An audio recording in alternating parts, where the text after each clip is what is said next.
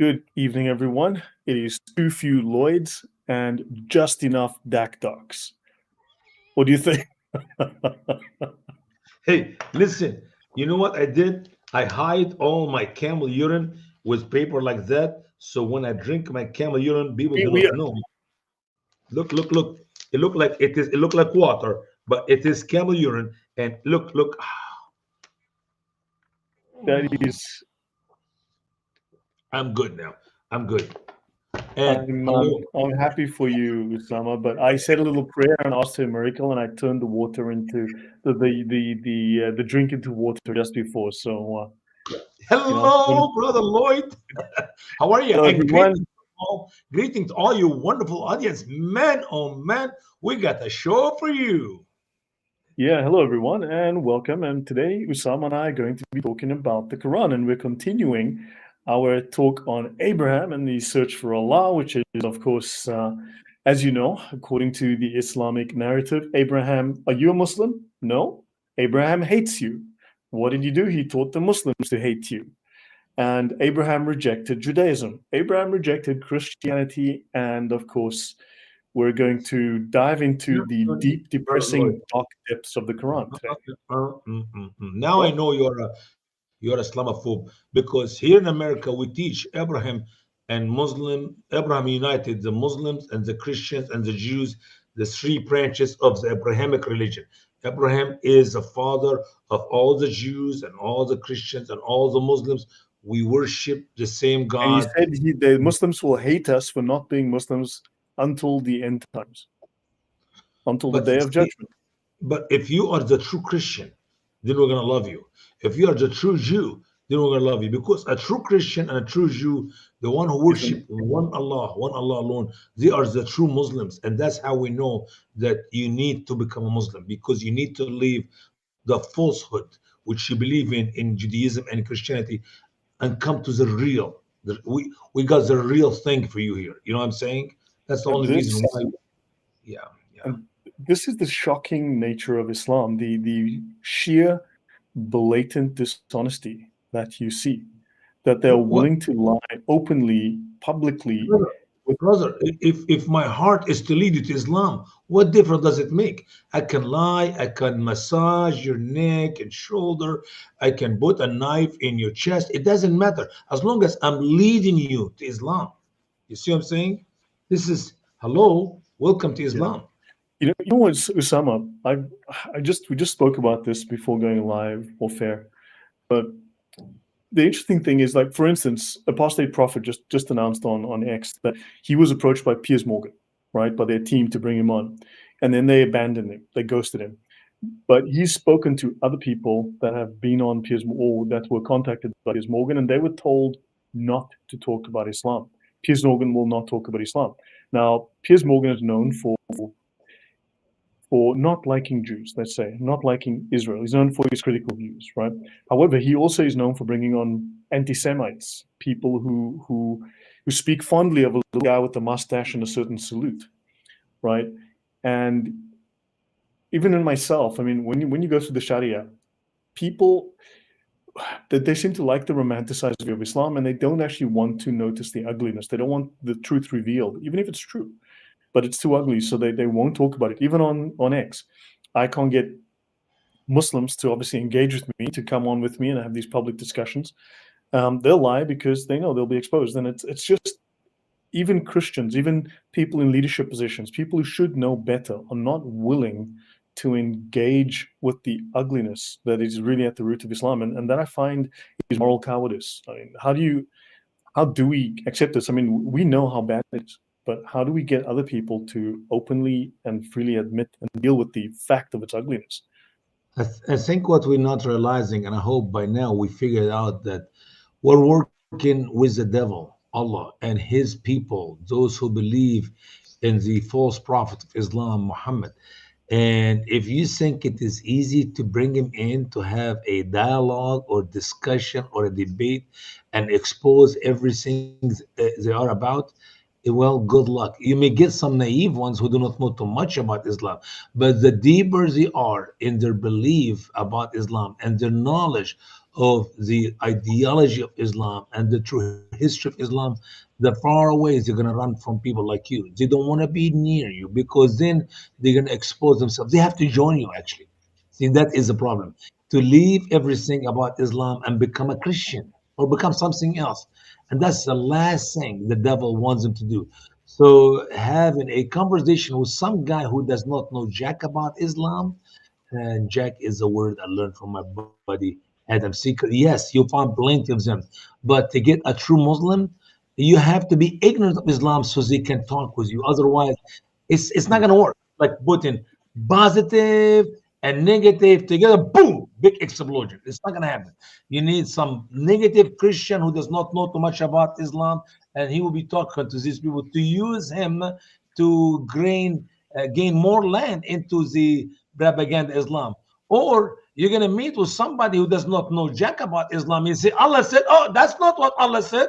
Muhammad said, no, that's not what Muhammad said. You're taking this verse out of context. You misunderstand what it's talking about. You're ignorant of the topic. You're Islamophobe, and we don't believe in that. I'm a Muslim. I'm telling you, I don't believe what you're telling me.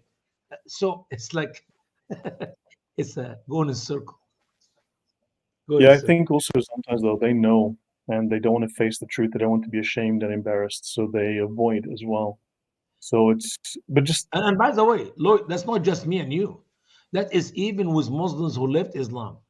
I love Muhammad Saleh, who always tell his people, he's used to be imam from Iraq and now live in Sweden, I believe. And he would tell them, are you a shameful Muslim? A Muslim ashamed of his Islam? No, I'm a Muslim Sunni. Okay, here. Allah said, oh, that's not true. Muhammad said, that's not true. He said, wait a minute. I am your imam. I used to teach you that, and you used to kiss my hand after I say what I say about it. Now I'm lying to you? wow. Yeah. I mean, Unbelievable. So we'll incredible. do our best. You know what? Maybe they're not going to face us, but they're going to face God someday. Maybe they're not going to face the reality of how empty Islam is, but at least we're teaching our people and the Muslims who are interested to learn. I mean, we're talking about Prophet Abraham. I mean, you think about the 5 important prophets in Islam: Noah, Abraham, Moses, Isa, and Muhammad. And we're going to cover all these and the rest of the prophets, all of them. But we're talking about Abraham. And believe me, the more we read from their own writings, I'm talking about Ibn Kathir. What we're using here is the soft one, Ibn Kathir. I even go to Tabari. If I go to Tabari, it'll be twice as bad. I picked up Ibn Kathir because lots of Muslims say, he's 600 years after Muhammad. He's a little bit smart guy than Al-Tabari, who is a true Muslim, in my opinion. I think the Islam closer... corrupts. Huh? Sorry, go on, please. No, go on, please. I was going to say, the closer you get to Muhammad, the real Islam is. Hermeneutics is what Muhammad said, what he meant by what he said, how he understood it and practiced it in his days, how he taught it to his people in his days, and then you can bring it today. You don't put 400 or 500 years before what Muhammad said, and you come up with a scholar 600 years later or 1,000 years later, or even the one who lived with us today, and say, here, let me share with you what really Allah meant by what he said in the Quran. Forget about Al-Tabari, forget about Ibn Kathir. I will tell you the truth. I'm sorry, you don't know jack about Islam. The Quran is interpreted by Muhammad and people near him. So the closer we get to Muhammad, the better hermeneutics, the better understanding we can have for what Islam is. So this is the story of Abraham, as said by Ibn Kathir. I'm actually moving away from the real thing, but that's okay. And you will see that there is no logic, there's no common sense. It is foolishness. It is error. You, as a Muslim believer, know nothing about Abraham. You know nothing about anything in the Quran And because corruption. Yeah. Because everything that Islam touches becomes corrupt. It corrupts people, it corrupts principles, it corrupts morals, it corrupts law. Everything becomes corrupt. It corrupts history. It distorts everything it touches. Honey Badger says, I think my pet peeve is when people who have not read Islamic material claim it's a matter of interpretation. Me as well. I find that very annoying. But notice then, if it's a matter of interpretation, then how does that person claim that their interpretation is valid? How do you know that the jihadi from ISIS, his interpretation is not valid? because then who's not the real Muslim if it's only about interpretation? So how can you say that interpretation is wrong? But So these people are clueless when they say that. yesterday I was working with a friend of mine in Canada, doing some work on some of the things of the Quran, and he come up with 3 school of thoughts. The first one, you cannot. The second one, you can. The third one, you can, but there's 2 different opinions about when it is not. So, can you marry a minor? You cannot marry a minor. Yes, you can marry a minor, and it is by the will of her father or wali, somebody, or without it, if she's a virgin. A little girl, she's not a virgin. I mean, you think these are scholars? You No, don't. these are There's people, nothing these to are interpret in self-serving Islam. individuals. Yeah, but Brother Lloyd, if you don't have anything, if you don't have material, how can you interpret it? Nothing is written in the Quran about that. And they're going to interpret it? And you come up with 3 different schools of thought contradicting each other? Please. We're Yeah. no longer drink camel urine. We stopped that long time ago. Last time I drank camel urine was like 10 minutes ago, so I don't drink camel urine anymore. So we're above that. There is no scholars in Islam. There is no interpretation for the Quran because there is no Quran to interpret. I mean, what in Sharia fit with Allah or Muhammad? Nothing. Yeah. I mean, it's Yeah. amazing. They'll tell you, well, you cannot understand the Quran without the scholars of Islam. What scholar? What Quran? Do you have a Quran to read? Yeah. I just want to just show from my talks on the Sharia. I know that you just mentioned it, but it teaches in the Aqidah as well, in the creed of Islam, that Abraham hates Jews and Christians. Now, Abraham was the first Jew, and of course Christians weren't around then, but somehow Abraham hates both. You have already had a fair example in Abraham and the ones with him, as they said to their people, "We are quit of you. We are done with you. And whatever you worship apart from Allah, we disbelieve in you. And between you and us, enmity," which is translated as hostility, hatred, ill will, animosity, antagonism. I mean, this is in the Quran, Quran 60, verse 4. So Muslims, Allah says, you must hate those with the hostility, with the hatred, with ill will, with animosity. And this has appeared, and abhorrence, which means extreme repugnance, a loathing, an abomination, a disgust. So they should be disgusted with us forever until you believe in Allah alone. But of course, Abraham will ask forgiveness for you, but in no way is he associated with you. So therefore, he's not associated with Christians, and he's not associated with Jews. So this is really odd. You know, I love about the Quran. Abraham was not a Jew, and Allah said why? Because Judaism came after Abraham. Abraham was not a Christian. We're going to get to it. And why? Because Christianity come after Abraham. But Abraham is a Muslim. You know why? Because Islam come after Judaism and Christianity. What logic we have here? You must be super stupid. I don't care if you drink a whole barrel of camel urine or even 5 barrels of camel urine mixed with heroin and cocaine and everything else and gasoline, oil, solid oil from underground, unpurified one. You could not come up with that stupidity of Allah in the Quran. The man was not a Jew because obviously Abraham was way, way before Judaism, before Moses. He was not a Christian because the man was way, way before Jesus, before Isa, son of Mary. But somehow he's a Muslim because Muhammad came after Judaism and Christianity. What logic that stupid Allah had? There is no logic. And then also it teaches that as part of the doctrine of Islam, in the Aqidah, that after loving Allah and His Messenger, Allah obligates you to love those who love Allah. Remember, even Jesus says, what good is it that if you love those only who love you? Because even the tax collectors do that. Not only that, prostitute do that. I always say that when I get that verse, I never see a prostitute hit a man who's having sex with her. She's a wicked, sinful woman in Islam. Prostitute, the lowest you can be. A woman, slut, sleep with men. She like her customer and she love her customer. If a prostitute and sinners can love those who loves them, what difference between a Muslim and Muhammadan and the rest of the sinful people? Nothing. And Jesus speaks against that.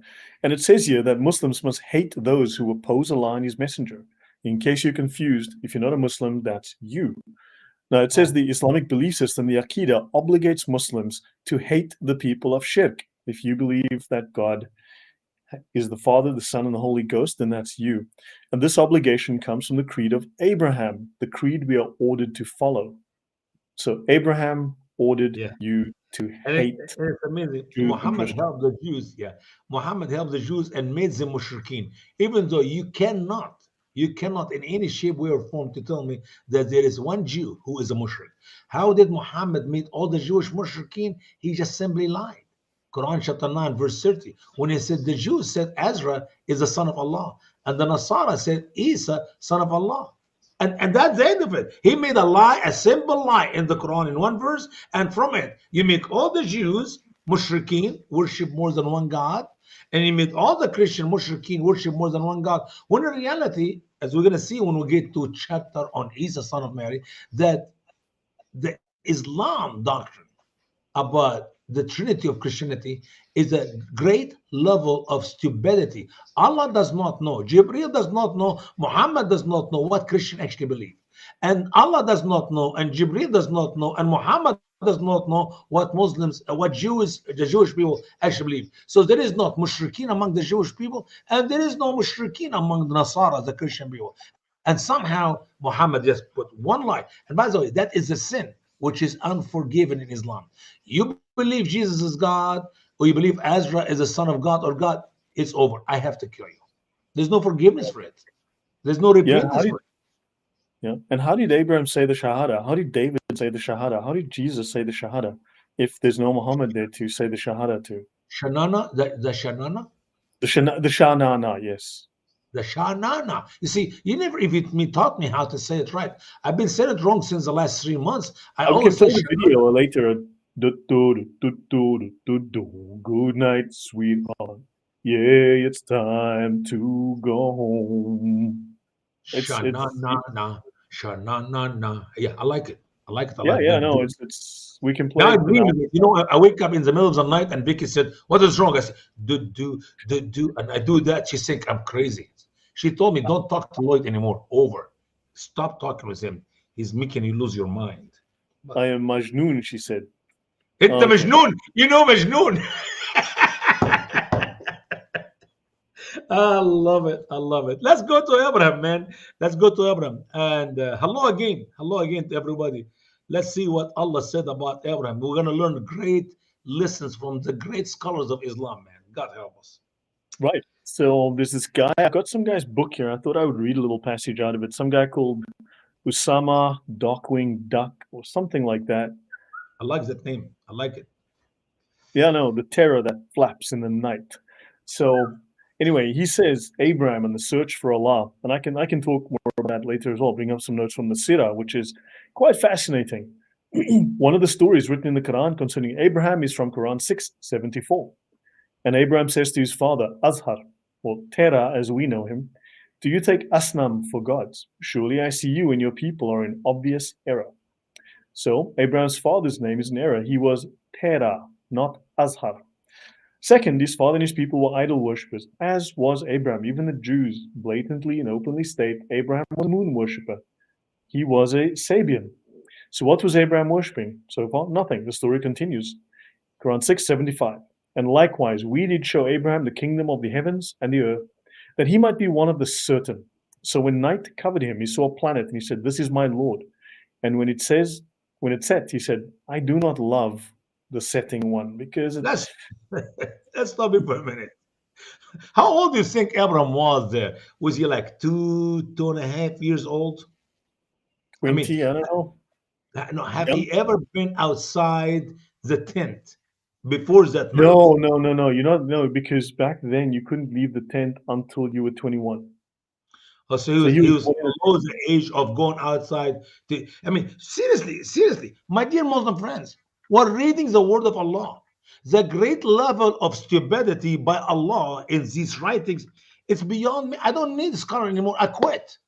If that is a real God, and these are the word of real God, and these are the real thought or process of thinking of a man by the name Abraham, that man is crazy. That man he must have been living inside the tent under a huge rock. not just inside the tent. Lloyd, forget about the tent. That tent must be put on the top of a huge rock that he never saw anything but the rock. All the years of his life, he go outside and he sees that star, and he worships the star, and he said, "This is my Lord." And then the star disappeared. Have he ever thought before that night that star disappeared when the morning shine? No, it was brand new to him. He was like, "Oh my God, those stars, they go away. Is that daylight? What is this brightness in front of me? I have no idea, but it goes away. The gods are gone. Oh my gosh." He was shocked and surprised. He'd never seen daylight before. So that planet, it was the first time, and Abraham, first time to see that planet in the sky, and he worshiped it, and he did not know, he's have zero idea that somehow in the morning you're not going to see it. Brand new for me. Okay, now I believe in the Quran. Okay, now I believe in the Quran. Go ahead. Yeah, so this was the first time that he looked up into the heavens and he saw the sun, the moon, and the stars.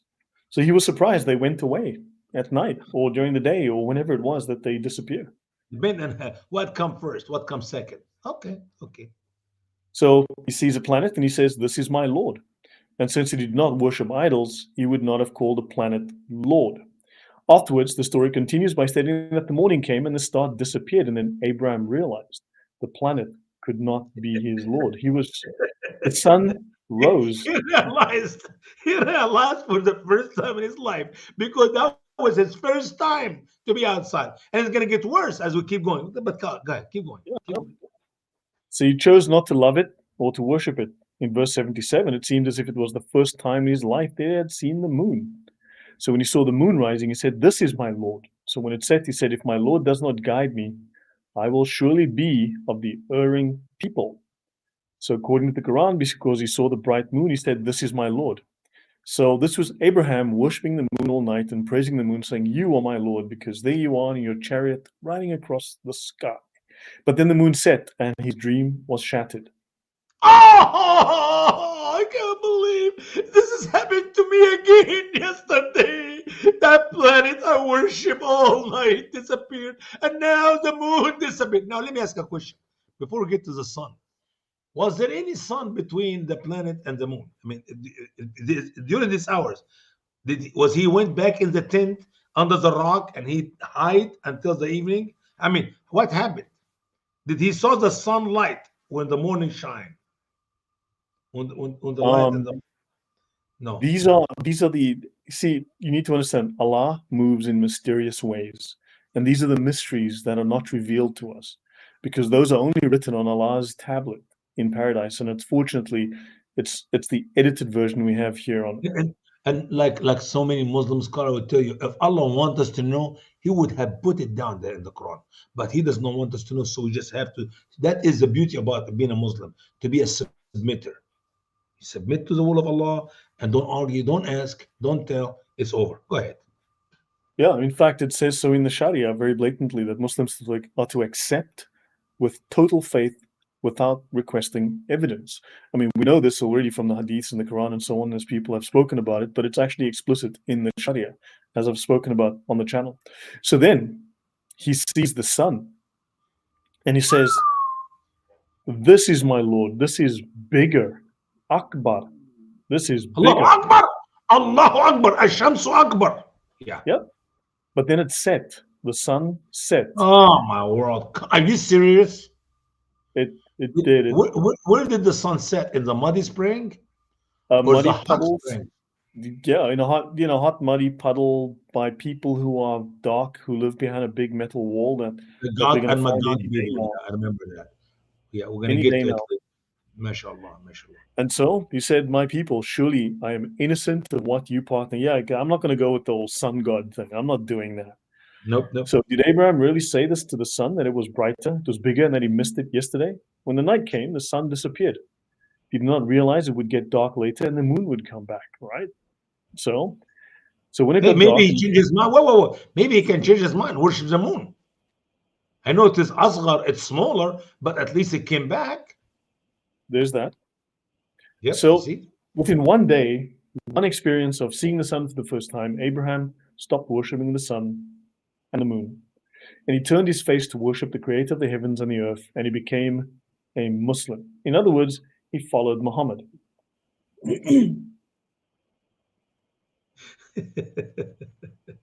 Right. MashaAllah. No, but here's the answer. Here's the answer of the moderate Muslim of the 2025, the year 2025. When Allah said Muslim here in that verse, Allah is talking about submission, not the belief in Muhammad, but the worship of the one true only Allah and the submission to the one true Allah. This have nothing to do with Muhammad. But wait a minute. Do you know what Muhammad said? When Muhammad went to the Aqsa Mosque or the further mosque, we're going to talk about later, of course, he actually said he stood there to pray towards Mecca, and Abraham was behind him. Prophet Isa was behind him, and all these prophets behind him, and they all worship and praise a Muslim prayer, Brother Lloyd. Abraham prayed, Allahu Akbar, Allahu Akbar. Alhamdulillah Rabbil Alameen, Ar-Rahman Ar-Rahim. He actually quoted the Quran in his prayer. So obviously Muslim was Abraham. As a matter of fact, Adam, the father of all the Muslims, he was a Muslim. Remember when Adam was walking in the garden and he saw written in the sky, there is no God except Allah and Muhammad is the messenger of Allah. And Adam asked Allah, I know there is no God but you. Who is that Muhammad? I see his name in the sky.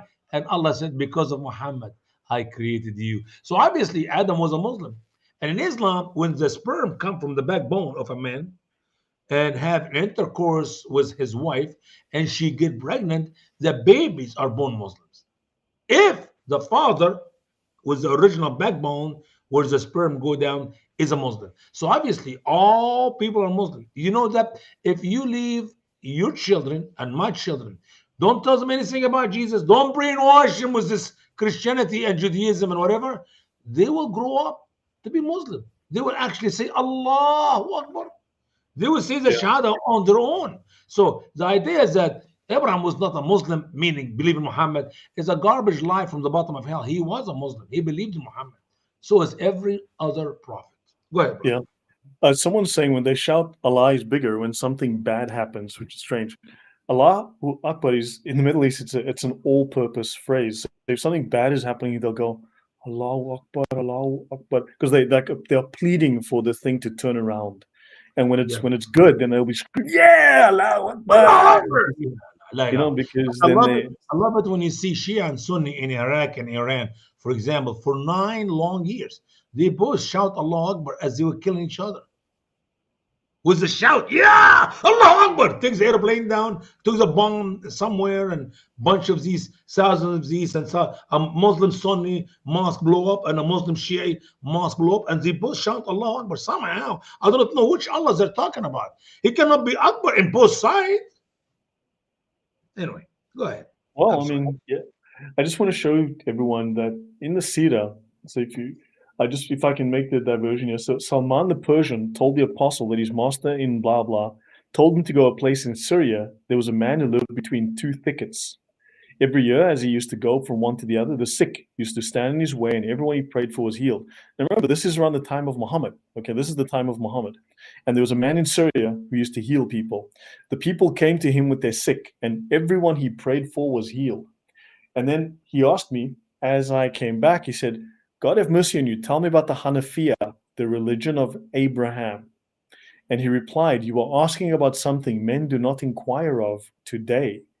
The time has come near when a prophet will be sent with this religion, the religion of Abraham, the Hanafiya, from the people of the Haram. Ooh, go to him, for he will bring you to this religion. Then he went into the thicket. And the apostle said to Salman, if you have told me the truth, you have just met Jesus, the son of Mary. Even Muhammad was confused, man. Even Muhammad was confused. Everybody's confused, not just the scholars of Islam. Muhammad himself was confused. Yeah. MashaAllah. And I mean, what happens is all of these, so 4 men set out on a journey to find the original religion of, according to the Sira, 4 men set out on a journey to find the original religion of Abraham. And of course, they find it, and then Jesus tells them that Abraham rejected Judaism, Abraham rejected Christianity, and therefore but they will find a man called Muhammad who will lead them to the true religion of Abraham, which is Islam. Look for the. Can you read for me what Hanif had said there? But this is Hanif, in the Encyclopedia of Islam, I know. I want you to which read is, it. If you don't mind. Yeah, and it go ahead. says Hanif, plural, Hunafa, oopsie. In Islamic writings, it is one who follows the original and true monotheistic religion, which is Islam. In the Quran, Hanifa is used especially of Abraham. And occasionally, Islamic usage is the equivalent of Muslim. And Hold on. Hanafiya is the religion of Abraham or Islam. Hanafiya is an Arabic word which means it is a faucet you open so the water can come down in your kitchen sink or in your bathroom sink. That is Hanafiya. But anyway, I'm not joking. That's the real meaning for the word Hanafiya. But why in the world? Why in the world?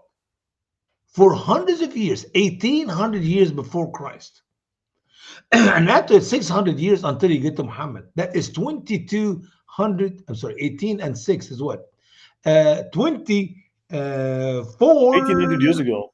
I mean, he died, what, 1670, 1680 BC? So that's but 1680 plus another 2000, so that's 3600 and I want to 3700 years ago. Yeah, brother, I'm trying to get from Muhammad to Abraham. 1800 plus 600, that make it 20 years, yeah.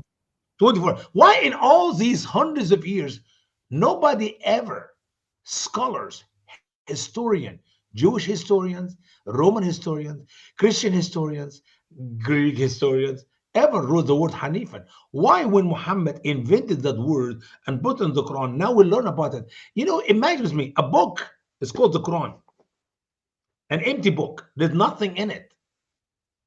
An empty book. Somehow, we leave everything in the Bible, everything in the writing of true historians, true scholars, Judaism and Christianity, and somehow we got the word Hanif in the Quran. Why we cannot find Hanif in the Bible? I mean, do you know how much we have about Abraham in the Bible? I can tell you everything about Abraham in the Bible, from time of birth until he died, and I know where he was buried. In the Quran, you know nothing about Abraham. Trust me. Let me say it again. Maybe you didn't hear me. Trust me.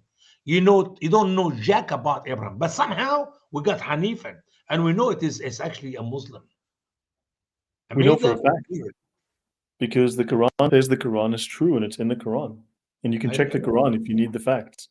Yeah, and the Quran verifies the Quran, because we know the Quran is the word of Allah. Brother, you could not give me the name of his father right. You could not write one sentence about him in the entire writing of the Quran is accurate. Scholars disagree about everything about Abraham, and you tell me the truth is in the Quran? MashaAllah. I literally have to put not half of my brain out of my head. I have to take 99.9 out of my brain, out of my head. I just want to leave 1% so I can remember my name is Usama. Besides that, I don't know nothing, so I can accept this BS Islam. Go ahead. Yeah. I mean, there are villages still in Turkey that are named after the family of Abraham. I mean, some of that history is still left there in that part of the world near Haran. Must be true. Yeah, must be true. Amen. Yeah. Yeah. Okay, so let me see. So he turned his face to Allah, who created the heavens and the earth, Hanifan, and I am not of the polytheists. Okay, great. Immediately, Abraham began his mission as a prophet to his people to lead them to the true Allah. So Muhammad is the first prophet of Islam, because no prophet had been sent with Islam to lead people to Islam before Muhammad, except for Abraham, who was a prophet of Islam. We have to ask a question: how many first in anything?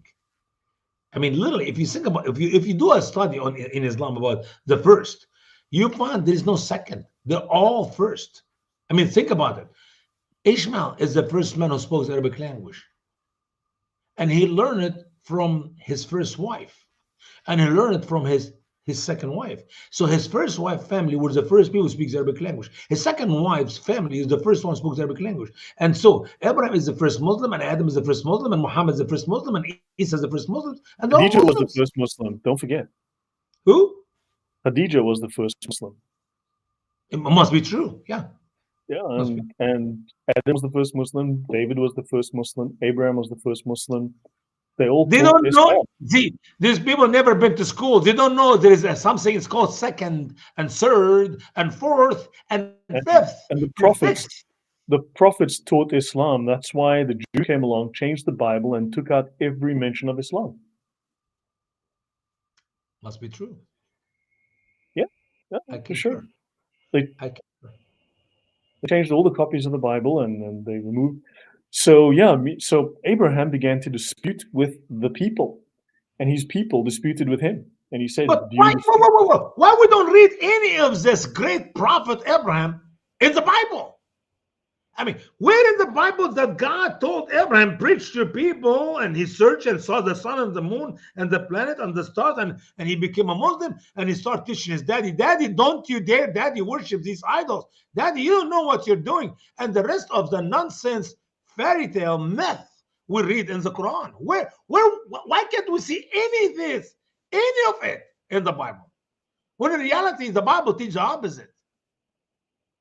If we go to Genesis, as we're going to do it, I found that Abraham, his father, obeyed God, and they were going to the promised land. And on their way to the promised land, his father died, and he was buried in Haran. And move on with the real biblical account, not the nonsensical teaching of the Quran, which scholars disagree about everything about it. Go ahead. Go ahead. Right. Yeah. So he says, "Do you dispute with me about Allah? And indeed, He guided me, and I do not fear what you partner with Him, unless my Lord wills anything. My Lord embraces all things in knowledge. Do you not remember?" Like, they don't even know. How can they remember? Do you not remember? Have you not seen? Have you not witnessed? I mean, these are stupid questions, oratorical questions all over the Quran. Imagine when somebody in the Quran said, have you not seen when Allah created? Oh, see, no one saw the creation. I mean, when you ask somebody, have you not witnessed? Witness what? The creation of the sun and the moon and the star. Was there any people there?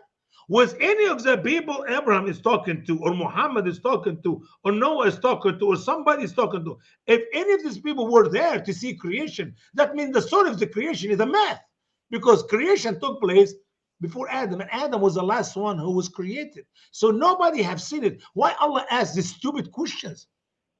Have you been a witness? Have you seen creation? Or hear what he said here? Yeah, What did he say? it's so, it's cheap. This is cheap rhetoric. This is cheap logic. And no, Artsy, you're right. I don't remember the things I never learned. I was African education, man. It's pretty bad. Usama comes from Africa too, and he's probably got the same problem. Do you also Yeah. have to take off a shoe if you need to count to 15? Believe me, Muhammad does not know how to count, period. I can Yeah. show you This was asking also, how come you have to revert to Islam if you were born a Muslim? Yeah, but technically your parents lead you out of Islam because you're born. But also, don't forget, at a deeper level, your soul is made from the spirit of Muhammad. So the soul of Muhammad was divided into tinier and tinier pieces, and the prophets are made out of the soul of Muhammad, and of course, so is your soul. You are literally, your soul is made of the substance of Muhammad, which is made of the substance of Allah. And therefore, your soul is a Muslim because you are partly Muhammad, and therefore you're a Muslim, but you don't know it. Until you don't Muslim know tell it. you, It's you figure it messed out. up. This is messed up theology. So, yeah. So, my Lord embraces all things in knowledge. Do you not remember? And how should I fear what you partner, and you do not fear what you partner with Allah? What He did not send down on you with authority. So, Stop for a second. If Abraham is really believing in Allah, will he make a statement such as that? It's like a children talking here. I will not fear what you worship unless because you don't fear what I worship. I've And just what called it toddler logic. Literally, I've just called it toddler logic. that's a perfect word. Little children. What is toddler? What is the age of toddler? Like what? How Under a year. I mean, 2 years old. They're just learning to walk, right? The toddler is just learning to Hey, walk. 2 years now old. I know why Muslims are Muslim, because they're toddler. That's a new word for me. Toddler. I need to remember that. Toddler Yeah. faith, toddler talk, toddler everything. Toddling is like you're falling over. You're trying to walk and you're falling over. So, and he says, yeah. So, which of the two groups are more worthy of security if you were knowing? Oh, yeah. This is a guy. Listen. This is a guy who did not know that the moon disappeared in the morning. He did not know that the sun disappeared at night. He did not know that that planet. I mean, that is, we talk about Prophet Abraham. One day and one night, everything changed. He's actually quoting the Quran for us. He's speaking the written word of Allah on the guarded board 50,000 years before creation. He's reading it right now because Allah knows 50,000 years before creation of Adam that Abraham will do all these things and he will become a Muslim and he will be saying these words word for word. So Abraham is quoting to us the cheap Quran. psychology. I mean, this is cheap psychology. This is it's offensive to me. It's just, yeah. So those who believed and do not mix their faith with injustice, those have security and they are guided. Yeah, those who listen to me. Just 3 days earlier, Abraham had rejected his father and his people's gods and worshipped a star. On the following day, he worshipped the moon. Then the next day, he worshipped the sun. Then a few hours later, he was the prophet of Allah. So in verse 683, Allah ends the story by saying, and this is our argument we gave to Abraham against his people. We raise up in degrees who we will. Surely your Lord is wise and knowing. I think he's not. The word wise does not fit with Allah, period. And knowing, I can guarantee you, we can do a good discussion with our Muslim friends to show them where in the Quran Allah know anything. Just share with me where in the Quran Allah knows a thing. Because all over the Quran, Allah does not know. If Allah used perhaps, it's over. Imagine Allah, the God of Muhammad, the God of perhaps, and He is all-knowing. Yeah. Yeah, kind of. Well, I mean, okay, so he doesn't know that Noah actually had a little boat, and he doesn't describe the boat or mention the boat, discuss the size of the boat. He doesn't know that Muhammad had wives and he doesn't name them. He makes a lot of mistakes, but he would have told you if you were deserving of knowing. Yeah. I like Isaiah, the one who sits on the circle of the face of the earth. That was 700 years before Christ. But 1300 years later, Allah does not know the earth is circle, is sphere, and the moon and the sun and all this is floating out there. And we are circling around ourselves on that earth once a day, around the sun once a year.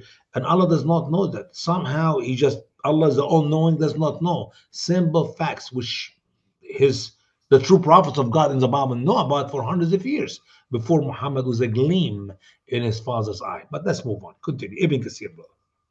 Right. So Kathir, Ibn Kathir, very famous scholar, stated that the whole story of the whole sun, moon, star thing was just a lie, created by Abraham and Allah to lead the people to worship the true God, Allah. Okay. He continued to say the act of worshipping the stars was the practice of the people of Abraham in Haran. Fortunately, however, in Quran 21:52, we discover that the father of Abraham and his people did not worship stars. Instead, they worshipped statues. As when Abraham said to his father and his people, what are these statues that you are devoted to? So you see, the lies are forgetfulness, and that is the problem with Muhammad. He made a lie about Abraham people and his father, and he moved a little bit later, and he could, of course, there's few years between that verse and this verse. So now Muhammad could not remember what he said earlier, and he just made these statues. What does it mean? Is it stars or statues? They're two separate things, Brother Lloyd. It's back. You see, words are different back then. For instance, the word has evolved. It used to be statues, right, with an R before the T, before the second T. Statues, which was a word that meant stars and statues. But we don't have those words anymore. But you can. Yeah. But it's true story. Yeah, I know it's true story. You always tell me true story, man. I never heard you say anything about Islam except it is true. Well, I mean, look, I mean, the Quran says the Quran is true, and I don't want to get blown up. Do you? No. Because Islam's a religion of peace, and as long as you behave, it's that they won't blow you up. Absolutely. So, yeah. Let's continue. Ibn Kathir is the answer, man. Ibn Kathir got it right. It's in the book. Read it. I'm telling you, he got it right. If they were devoted to these statues, would they not? They would not also worship the stars. So in verse 53, not only were they devoted to the statues, but their fathers were also. And it says, we found our fathers serving them. So they worship statues. Okay, now where are the stars? These statues were later broken by Abraham, except for the biggest one. So he made them pieces, except the biggest of them. Of course, if you go in the Sirah, if you go in the Sirah, Muhammad does not destroy them. What Muhammad does is he takes a stick and he points the stick at the statues, and the statues of their own volition, Muhammad says a thing, and then they all fall down and break themselves. That's actually what it says in the Sirah. Yep. But I need to emphasize on something, Brother Lloyd. Ibn Kathir said Abraham did not worship the stars.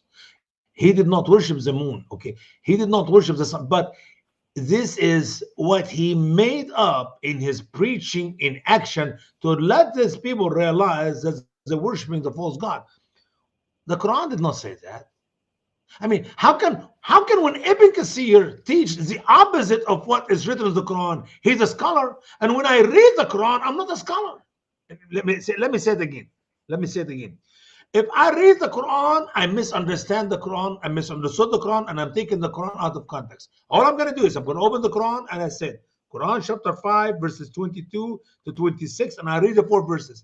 And I sit down, I zip my mouth, I don't say a word. So the Quran speaks for itself. And when I do that, Muslim will tell me, you're taking this verse out of context. What verses? We understand what you're trying to do, what I'm trying to do. We have our scholars to interpret the Quran. You're not qualified. Okay, I got you.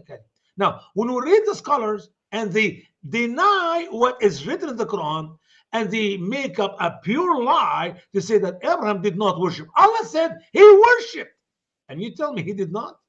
And somehow Ibn Kathir is right. And for me to read the Quran, I'm wrong.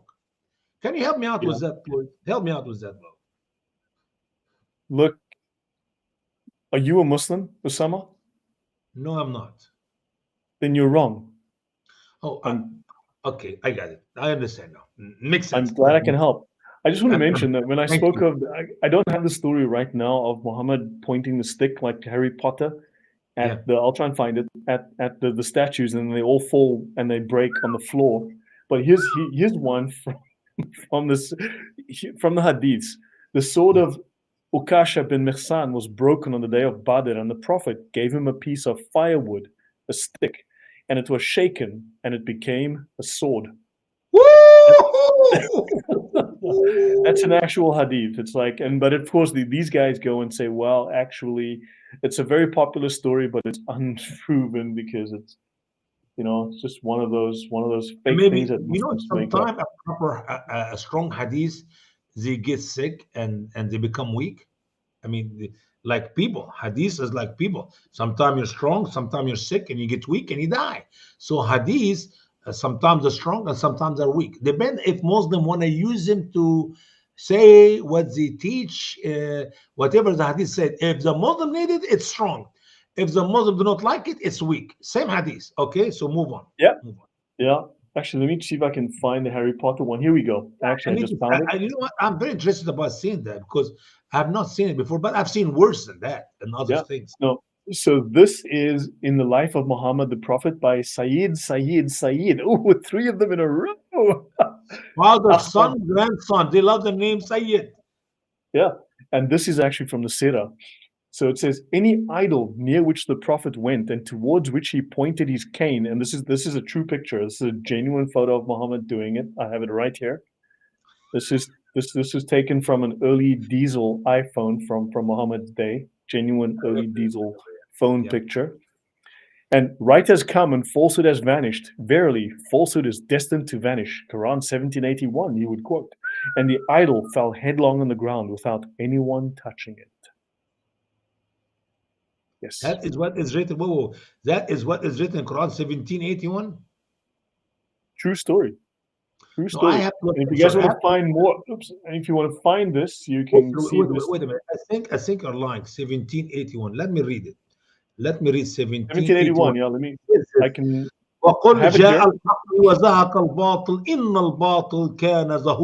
I'm sorry, the verse does not say that. Okay, let's have a look. 1781 in the. Brother, trust me. Now, I got a resource from a guy called Usama Dakdok, and say the truth. and say the truth came and the vanity has vanished. Surely the vanity was vanishing. And the cat in the hat sat on the mat, and the mat was a And cat. let me read to mat you the and cat. interpretation. No, to make it easy, here we go. I'm going to read to you. What scholar do you want me to read the interpretation for? Let me start with Jalalain, the smallest one. Okay. Listen. وقل عند دخولك مكة, and say when you enter Mecca, جاء الحق, the truth has come, which is al-Islam. وزهق الباطل, and the vanity is banished. بطل الكفر, infidelity ended. إن الباطل كان زهوقا. That is just quote the verse. مضمحلا زائلا وقد دخلها صلى الله عليه وسلم, and Allah's prayer and peace be upon him, when he entered it, he meant Mecca. وحول البيت 360 صنما, and around the Kaaba there was 360 idols. فجعل يطعنها بعود في يده, so he started sticking a piece of wood in his hand inside them.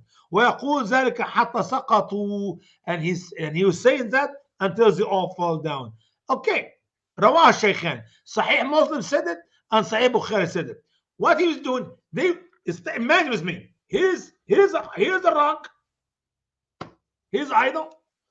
Okay, it's on the Kaaba. 360 of them, and Muhammad used a piece of wood to make him like that to fall.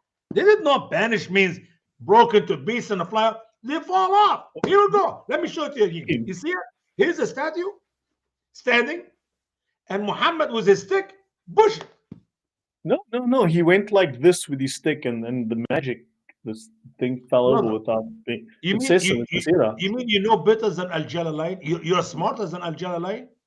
Yeah, but Sayyid. I mean, this guy's a triple Sayyid. Sayyid. Now, do you want to waste another hour or two to read to you the list of the scholars? No. I mean, look, the audience. You guys, look, I mean, you are obviously being convinced by this now. This story is starting to resonate with you. You can feel the truth just seep into your mind. And you go like, oh my God, I didn't know this about Muhammad. This is incredible. And you guys want to say the Shana now, right now, don't you? Yeah, it's the perfect time now. Right now you can do. Al-Qurtubi said the same thing, except he's talking about Isa, son of Mary. When he comes, he will break the cross and he will kill the pigs. And he will... you know what? I'm wasting my time. Let's go back to our side. Yeah, no, I mean, so someone has written a verse just like it. Someone wrote a surah just like it. The cat on the bat that was fat ate a tomat. MashaAllah. They're inspired by Allah right there. So it was another miracle. I mean, that is, if Muhammad can do what you're telling me with the whatever he said in whatever, so that's another miracle, man. Even though Allah said, as we're going to see on Saturdays, that Muhammad did not perform any miracle. I don't know. Maybe it's a miracle Allah forgot to mention. But go ahead. So the long story of Abraham is found in Quran 19, 21, 26, 29, 37. In Quran 19:41, we see the interaction of Abraham with his father and his people's gods. And we remember in the book Abraham, surely he was a friend, a prophet. No. When you say I remember in the book, what book are we talking about? The Bible, okay? Genesis account.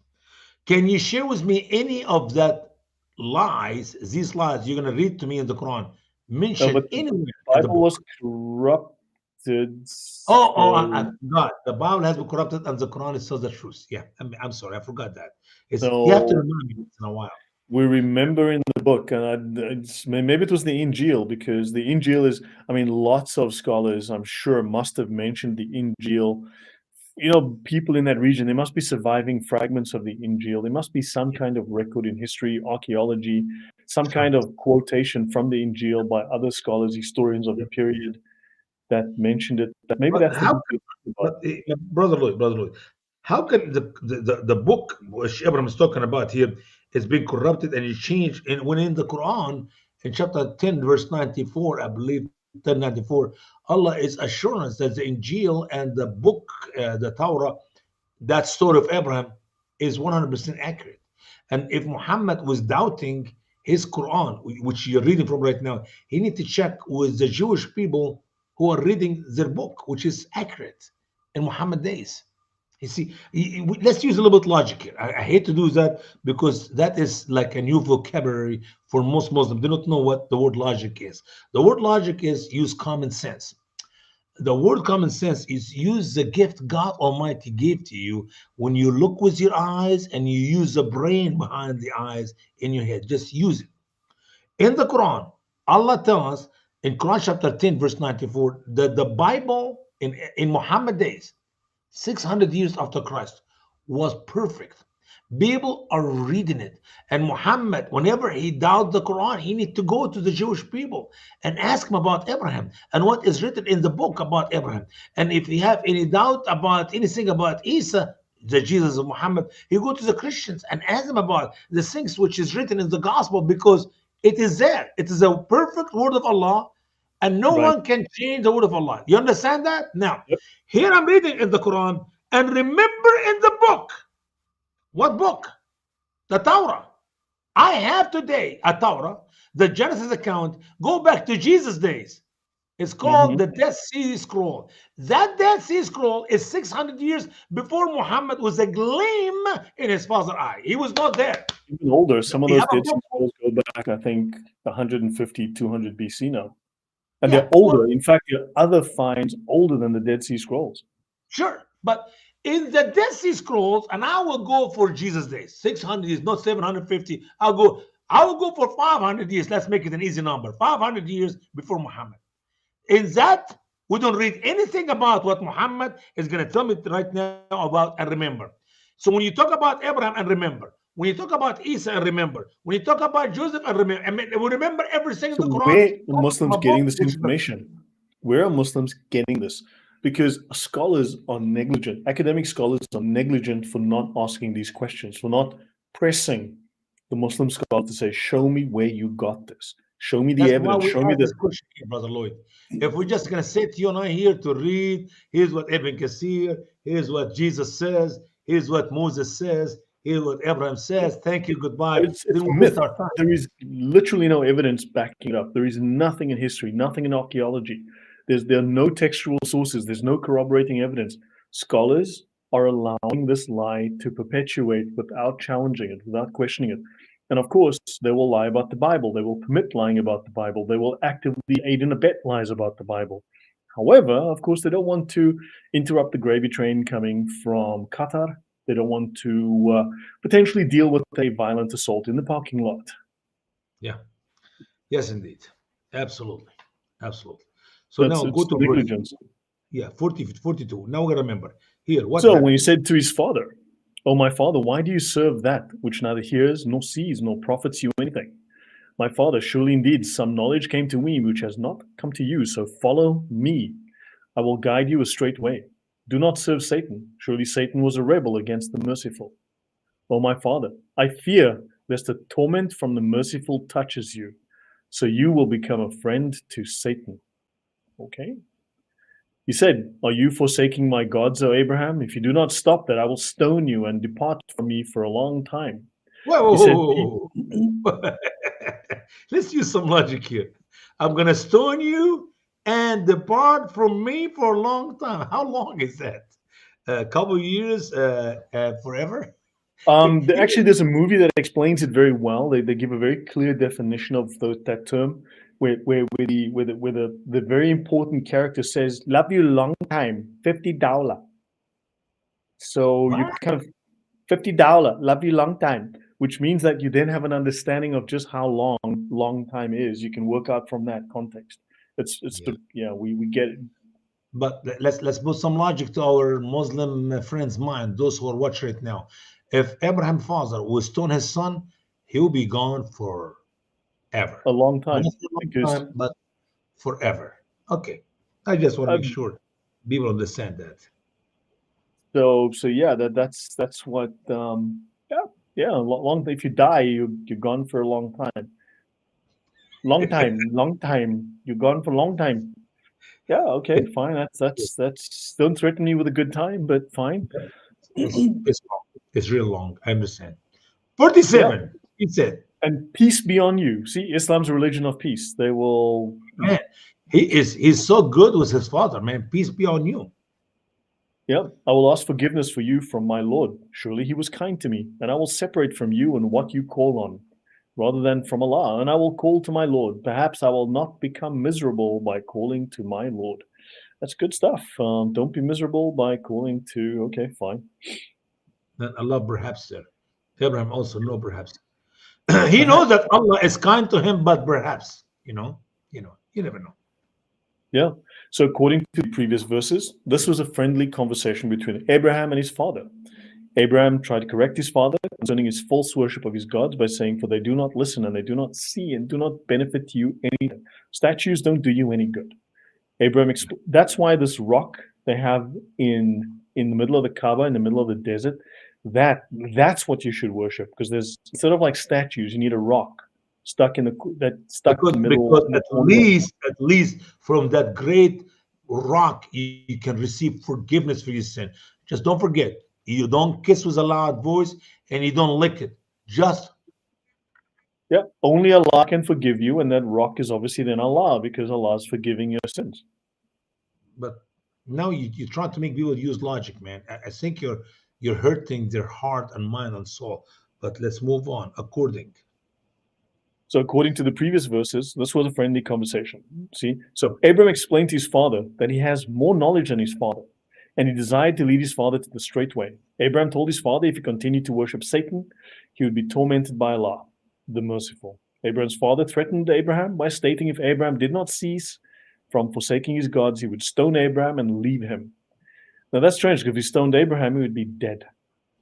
And so, yeah, okay, he then leave his son. Then Abraham said to him, "Peace to you," and he added he would seek forgiveness for him. That sounds like a threat. That's like saying, "I'll be back." Yeah, me too. Is any of the story close to the true Genesis account? Of course not. I would be asking too much. Muhammad began his story by stating, "And remember in the book," as if Muhammad is reminded by his Allah as to how the story is written in the Bible. One will discover in Genesis 11:27 that no such conversation took place. They lived in Ur, then traveled together to the land of Canaan, and during their travel they stopped in Haran. While they were there, the father of Abraham, Terah, died at 205 years of age. There was no worship of idols or anything like the words of the Quran. All right, so Abraham and the fire. Get me So some Muhammad, heat, man. It's too cold here in Missouri. Get me some fire. I need to get some heat. Please. Yeah. yeah. So Abraham invents the story of the fire, which occurs as a result of the misunderstanding of the word Ur, meaning city, because Genesis 15:7 was mistranslated by the Jewish interpreter Jonathan, son of Azriel. So Jonathan translated the word as light into the Chaldean language as "I am the Lord who got you out from the light of the fire of the Chaldeans," instead of saying the city of the Chaldeans. So yeah, this is a long known. There's an issue here. There's definitely. So Can he you then imagine said to that him, when you read entire fabricated story in the Quran, which came as a result of misunderstanding to one word? I mean, imagine with me. I'm not telling you a story and you add a little bit to it or take away from it. I'm giving you a wrong word. Is the word here means fire, or the word means city? Like we say Shalim, the city of Shalim, Shalim. Did I say the fire of Shalim or the city of Shalim? Shalim, Shalim in yeah, Arabic. Okay, how the world Muhammad fall into that by listening to a wrong word, and he fabricate a long story about it?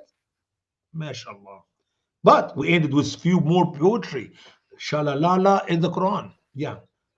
Yeah. yeah. Go ahead. I have no idea what this person even said. First time, I would appreciate that you make sense, that you speak rationally and logically and stay on topic. And Maybe can you read it for me? Because if you read it, I maybe can understand what he says. whom uses blood rituals, bounding bloodline identity, stolen demonic ties through Hashem, liars, imposted seas, bounding rituals. Is that English? It sounds like English, but I have no idea what he said. Because it's not Arabic either. But that's only two language I know. So I don't Yeah. know. I do not know. So, if you don't mind, I would appreciate not being distracting, and yeah, so bear that in mind. Okay, so, but also, which story was it as well where someone survives the fire? It wasn't Daniel in the lion's den, was it? There's another story where Shadrach, someone Meshach, Abednego. Shadrach, Meshach, Abednego. The three young men who were taken to captivity from Israel to Babel during the years of Nebuchadnezzar. And that is a true biblical story. By the way, you know what's amazing, Lloyd? I'm glad you mentioned that. If you read that biblical story to some Muslims, they make fun of it. But if you read in the Quran, it is true. You know what I'm saying? It doesn't matter what you're reading. You know what I love to say? I would love to take a story in the Quran and I read it out loud and I would just lie and I tell the Muslim, let me tell you about something happened in the Bible here. It's in the Bible. And you read the Quran and they will tell you that's a lie. Wow. Wow. That is, yeah. So, right. So, of course, this is a mistranslation of I am the Lord who brought you out of Ur of the Chaldeans to give you this land to inherit it. So, Mo confuses Abraham's story with Gideon's story from Judges 6:22. It was Gideon, not And Abraham, concerning the destroyed breaking of the Pharaoh's ice. In that story, by the way, you got mixed stories from the Bible. We know that Judge Gideon is the one who destroys the idols, but he make in the Quran Muhammad destroys the story. But he get to the fire when destroy Abraham to the fire. That is the story of Shadrach, Meshach, Abednego. So imagine you can mix two in one. you know, my wife, she go buy shampoo for her hair, and then she have something it's called conditioner, and that is another can. And you after you wash your hair with shampoo and you rinse it, you use the conditioner and you rinse it again. Now Muhammad sometimes puts the shampoo and the conditioner together, so he mixed Gideon and Shadrach and Meshach Abednego together in Abraham. Yeah, no, it sounds. It's cheaper to buy the shampoo and conditioner together than you buy them separate bottle. You know, the interesting thing is shampoo, shahada. It's so close, it's probably related. Yeah, but it's different language. That's Arabic and that's English. Maybe, hey, hold on, I figured it out. It's the shahada poo. You're killing me, Smalls. So in Genesis 12, God called Abraham to leave his country, his people, and his father's household that he might go to the promised land. There was no mention of the fabricated story of Abraham being thrown in the fire as written in Quran 21:51. It is also mentioned in Quran 37. And they said, build a building for him. So they threw him into the hell. Yeah, that's what we do. Build a building. And like, what, we throw him in hell? So But they it's decided. amazing. They will tell you the word building here actually meant a fire, because some poetry who does not speak Arabic, I guess, he used that in another poetry. That's why Allah used the same word in the Quran, because it makes sense to the Arab as the time of receiving the Quran, because they are familiar with the great poets who wrote the word building instead of fire. Right. The Muslim And always have great answers, man. yeah, men do get 3 or 4 in one soap. I've got soap that you can use as a shampoo. You can use to wash your hair. You can use it as a degreaser to wash the dishes, to brush your teeth And with. you You can can also also use use it. it to brush your teeth. You got the Yeah, same one. yeah, you can use to clean oil from the car engine, and if you need to, you can put it in the tank to get a few extra miles if you run short of gas. So we are men are versatile like that. So they threw him into the hell. So they desired a scheme against him. So he made them the lowest. And he said, surely I am going to my Lord. He will guide me. Amen. That that I read this and my That's a brain good just prayer goes here. to. You know what? We can learn something from Abraham here. I'm going to my Lord. He will guide me. Okay.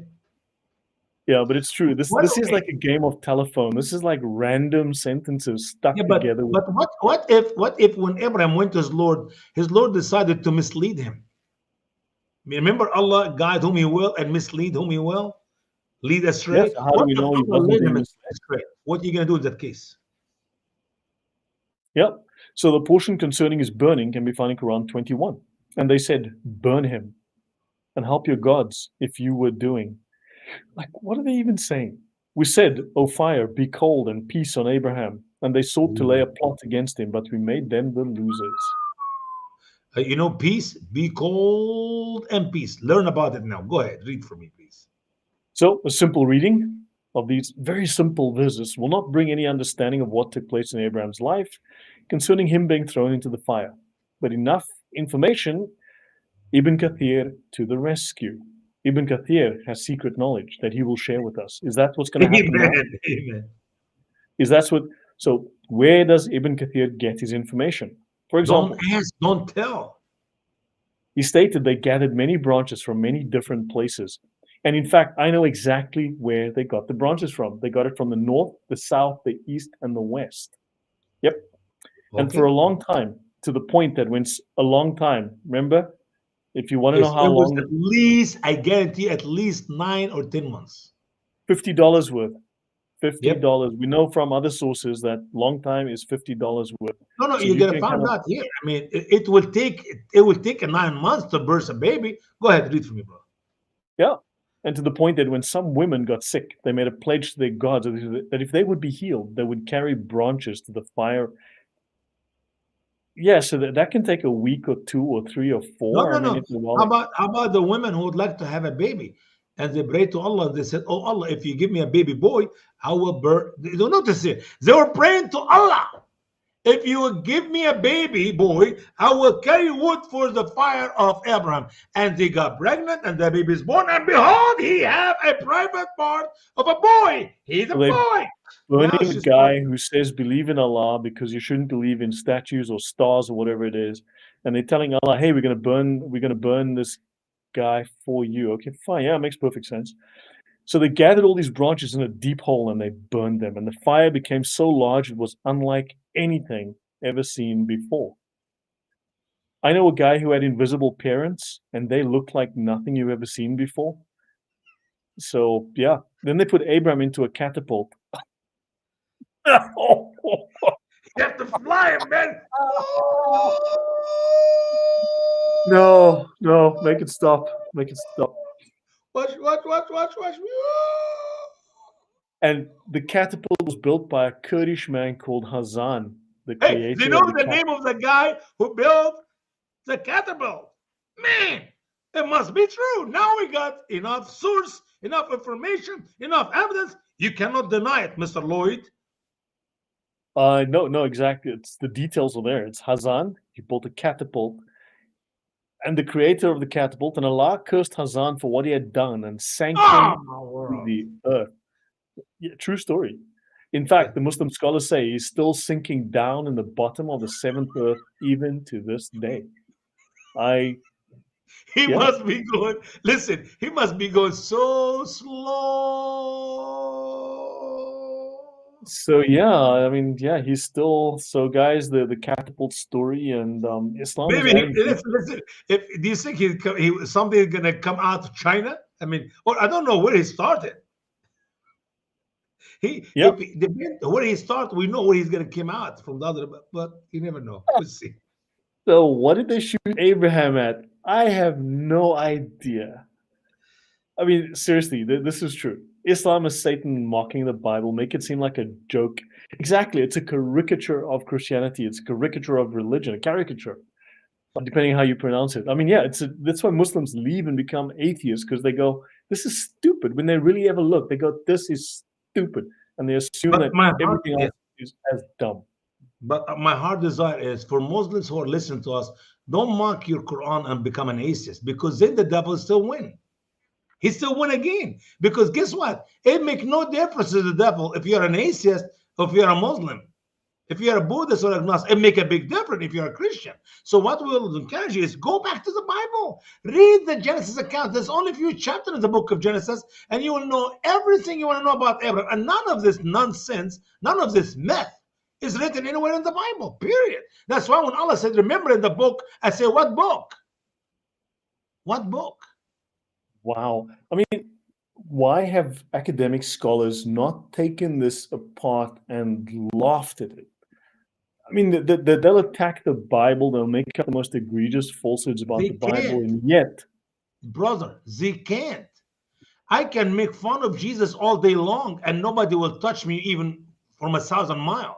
But I will say a word against Allah or Muhammad on the Quran, and there is a knife in my chest or a neck separated from the body by a sword.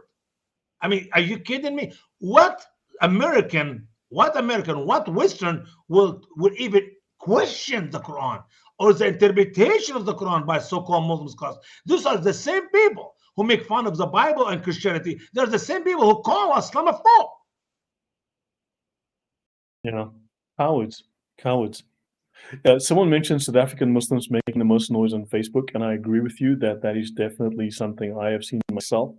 Ask them if they want to come on my channel and talk about the Sharia. If they just want to have an open, public stream where we show the Sharia on the screen and we just go through all of the rulings on jihad, on child marriage, on obligatory lying, on slander, on all of these topics that Muslims claim we are just making up myths about, that are all just right-wing conspiracies about Islam. And let's read what the Sharia says and see if they're willing to have that conversation. And they don't have to be experts, they just have to give me their reaction to what we're reading. Ask them if they have those little round things that in their little panties. Ask them if they have those, if they're willing to do that with me, because they're inevitably saying no. Yeah, defend Allah. Help Allah, oh Muslim, help Allah. He needed your help now more than ever. Go ahead, bro. Yeah. So when they were tying Abraham, he said, "To you the praise, and to you the kingdom, no partner with you." So they put him into a catapult and they threw him into the fire. What? They put him in a catapult and threw him in the catapult dropped him in the fire? Or how does this work? No. The catapult, you know what the catapult is? Is the equipment used in the war years ago. You pull it down, and you put a fire or rock in it, and it shoots. Now I get it. So they put Abraham in the catapult because it was so hot. Remember, this is a fire for at least a year. I'm not kidding you. Some of the women got pregnant and they have the baby boy. So you're talking about 9-10 months gathering wood in a deep hole. It was so hot that they could not. The only way they can throw Abraham into the fire is to have to put him in this catapult. Otherwise, it's impossible. How are you're gonna ask him to walk to it? You're right. You're right. So yeah, the catapult solution was I feel the truth of the story now. I'm faded out. Go ahead, keep reading. You're good. So he says, "Allah, you are our judge and you are our counselor." And Abu Hurairah said that Muhammad said that when Abraham was thrown into the fire, he said, "Our God, you are one in heaven and I am one on earth serving you." Met Abraham in the air. Oh yeah, for sure. Wait. Now he left the catapult, okay, and he's flying to the fire, and he's moving close to the fire, and then Angel Jibril came. Hey, assalamu alaikum. How are you doing, man? Hey, they start talking with each other because he forgot about the fire. He's meeting with Angel Gabriel, as you said. Go ahead. I'm sorry. He said, "Salami and bacon." And the angel Gibberish said, "They're both now going to the fire." Now Abraham is going with. Listen, Abraham is going with Gabriel together. Jibril and Abraham flying towards the fire. Go ahead. Are you watching? I'm sorry, but use imagination. The story is stupid on the face of it. You know what, brother? I wish we started with the Shanana. If we started with Shanana, you will never say that. You know what? We may as well start with the banana because I already had one banana this morning. I don't have any desire to eat any more banana today. One banana is good enough. And Gabriel asked him, the angel Gibberish, "Do you have any needs?" And Abe, what do you need, Abraham? How about a cup of coffee? And AB baby said, "None, thank you. I'm good right now." Ibn Abbas said, "The angel of rain was made to say, 'When will I be commanded to send the rain?' And the command of Allah was, 'Hurry.'" Oh, quickly! Abraham is about to touch. And in Quran 21:69, "O fire, be cold and peace on Abraham." Ibn Abbas stated, "If Allah did not say, 'and peace on Abraham,' the coldness of the fire would have harmed him." Notice now, imagine Allah say, "Be cold." And here we go, Abraham go to a 25, minus 25, minus 30. You know what happened when you go to a cold water? What happened to your body? This is, we're live on air. Me and the angel Gibberish, and it's like, yeah, exactly, conversation on air. It's Yeah. You know, Lydia, we were talking about this, Usama and myself, is you are misrepresenting out of context. You don't understand Quran. And when I present the Sharia, then of course they say, that's not a, show me the Quran, show me, That's whatever. your That's personal all opinion. excuses. It's all they have. Dunces wrote this stuff. Amen. So, Kabul Akbar said, none of the people of the earth benefited from fire on that day. Fire didn't work on that day. And nothing was burned of him except the ropes which bound him. Didn't the guy like fall and smack his head against a rock or something after being shot out of a catapult? Al-Dahak said that the angel gibberish was there with him, wiping off his sweat, which was the only consequence of the fire.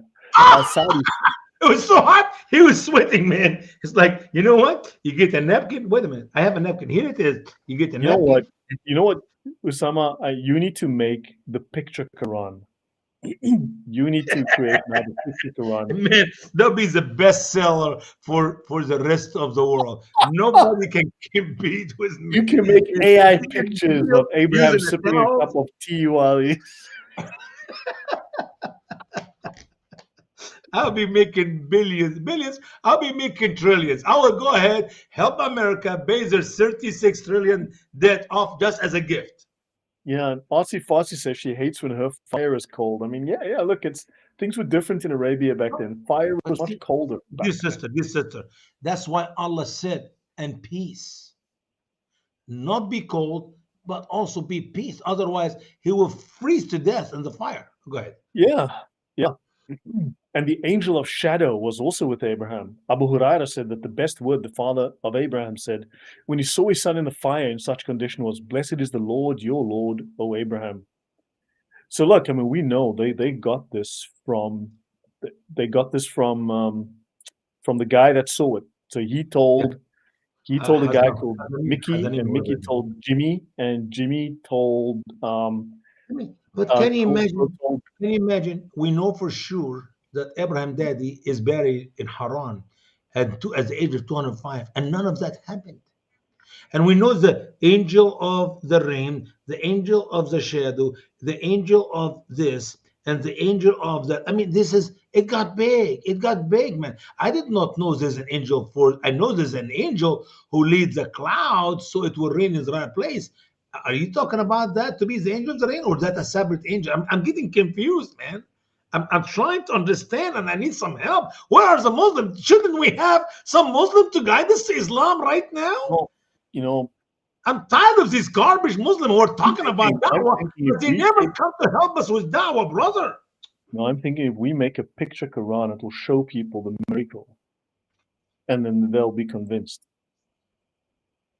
Okay, because there's more to the story. But wait, there's more.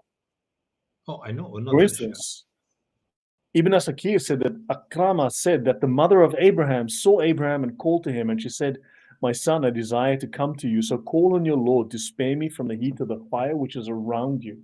So Abraham said, yes. So she came to him, and no harm came to her from the heat of the fire. And she hugged him, she kissed him, and left. Scholars disagree on the length of time that the mother of Abraham spent with her son in the fire, but she could have stayed for 40 or 50 days.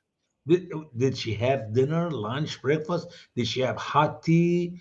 I mean, he was fired a long way in the cannon, and they're a little unclear on the details of whether he was, when the cannon shot him out of the cannon or the sling or whatever the heck, that he took 50 days to come down. So he was doing like the first orbit of the Earth. But brother, you're disregarding my question, Lloyd. You talk like a good scholar of Islam. When she went, did she have coffee with him? Did she have a hot tea? Did she eat? I mean, can you spend a week without eating? Was it a fasting for Ramadan? Look, first of all, the reason that they used the catapult was because he had a supply of ham, and he was going to go up to take ham to Allah. Oh, so he already had the food with him. Yeah, but then the problem is that he forgot to take beer. So his mother came along, and she had to take beer. So it's kind of like it's a very Islamic thing. And if you think we're finished, we're not finished yet, because we're going to learn about the love of Muhammad to Abraham in action years later. You talk about 2,400 years later, but let's read about more. Go ahead. Yeah, no. So I mean, sleeping. It's like I can see Muhammad. Actually, Abraham wrote a book, and we have a copy here. But Abraham wrote a book that we believe in. Now we don't have a copy of it, but it's a real book. We believe in it. It was called. It was on fire. My bed was on fire when I laid down on it, and then he slept in it for 50 days. Abraham wrote it. It's in the Suhaf. It's in the pages of Abraham. I mean, yeah, scholars disagree how big is that book, but it is there. The Book of the Sofa, chapter 12, and it's about the burning sofa. I can't Abraham remember comes out of the numbers. burning sofa because he needed to sleep and sit somewhere with his mother while having. So there's guys. I mean,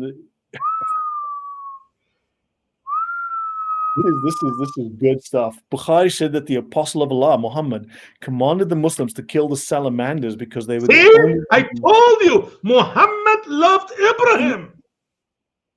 You're not listening to me, man. Yeah. Go ahead. The salamanders breathe on the fire to accelerate it. And I mean, this is known because, for instance, like when I want to light a candle, I use a salamander. You know, I shake the thing and then they're like little dragons. Don't you guys use them? Usama, don't you use salamanders to light the flame? All the time. Yep. If you don't have one, you just get a salamander and like slap it against the plate. But imagine with me, the fire was so hot as this creature will go close to the fire and they go like this. Listen. and the fire gets hotter and hotter. But don't forget, Allah said, be cold and peace. So it did not work.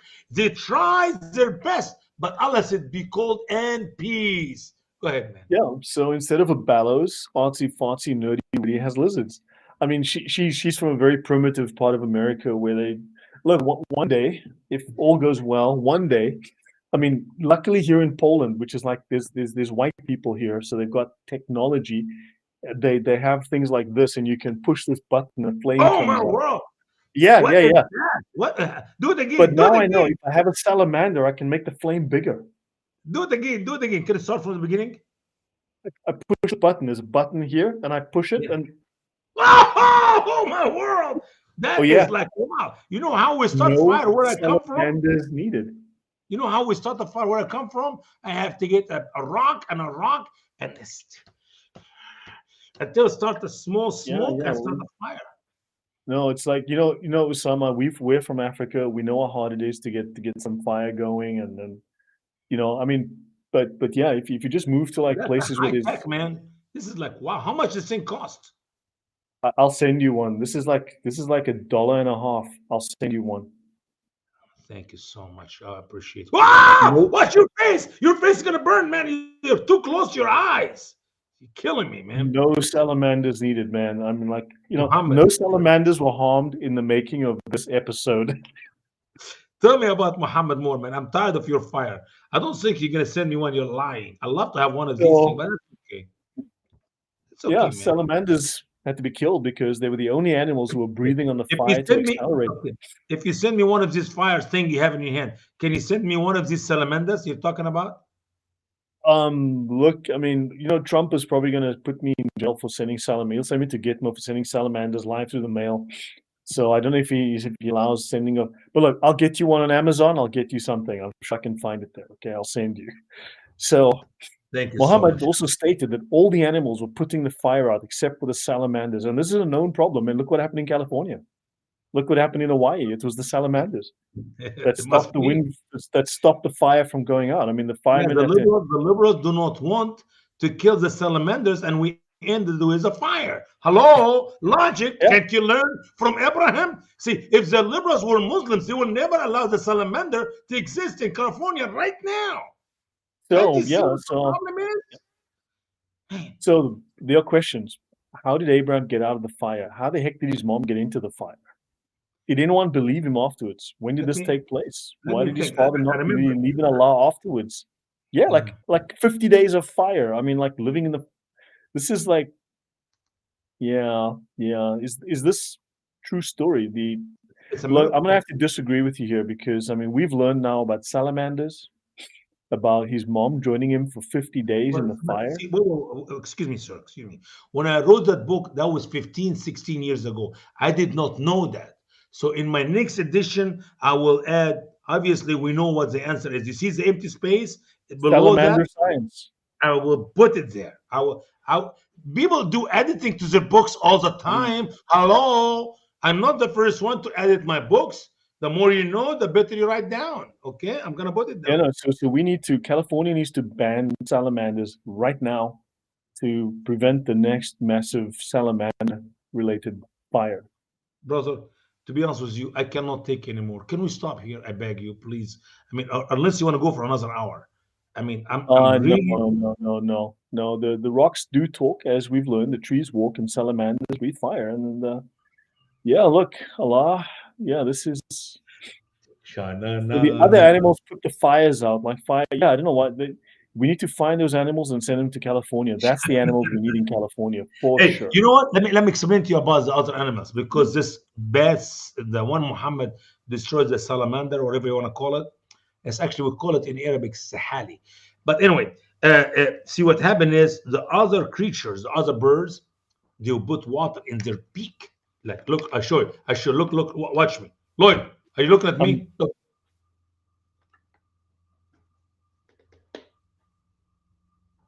Oh, wow. No. No. Seriously, listen. That's what all the birds used to do. So they go all the way, fly above the fire, and drop water. And so they were putting the fire off.